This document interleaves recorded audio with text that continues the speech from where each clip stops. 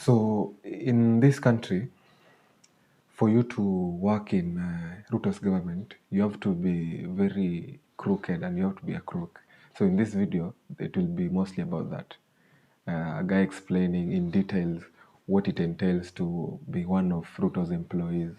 And we can see the entire cabinet of Ruto are quacks and people with questionable characters. I used to think maybe the CS for internal security was an exception, but now I'm starting to believe that he's also not qualified for the job. He's a good guy, but just not qualified for the job. And Chiloba has been jumping from one place to another. We all know he's not qualified for anything good. He messed up the IEBC. Yet Ruto is not stopping. Ruto continuously gives him jobs. Uhuru continuously gave him jobs. This is a person who we are sending out. Well, this is a vetting process, but we wonder, in selecting such people, what criteria do you use? I mean, there are so many consummate people, scholars in this country who can actually do better than even failing to define GDP. You see, Dibal, I'm listening to my colleagues here very carefully, and I want to suggest to them that Chiloba qualifies to be anything that this government or this country wants him to be. Because the qualifications are known.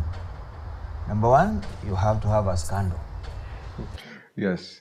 Number one, you have to have a very big scandal. Whether it's corruption or you just did anything fishy, you have to have a scandal. Most of them have a scandal. The Minister for Agriculture had a very big scandal when he was having, a divorce with the wife. And most of those people have scandal, especially the corruption scandals. Nearly all of them, maybe except Kindiki, of which I'm not sure if it's not there, but maybe it's there. Yeah? That's not a scandal. Yes. Number two, you have to have unexplained wealth. Yeah? So... Yeah, like Chiloba is worth of 800 million.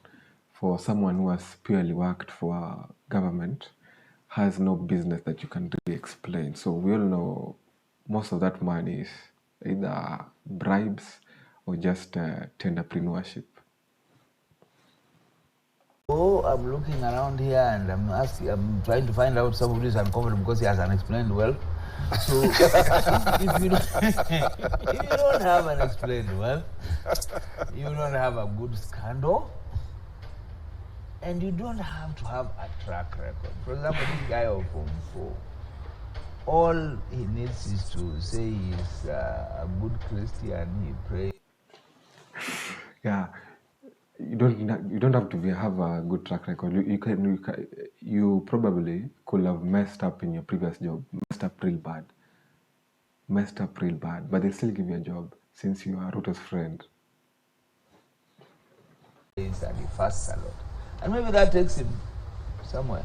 So what I'm saying is that we have set our standards so low that the most competent and qualified people cannot pass, because very few people want to have scandals and walk around with their heads high.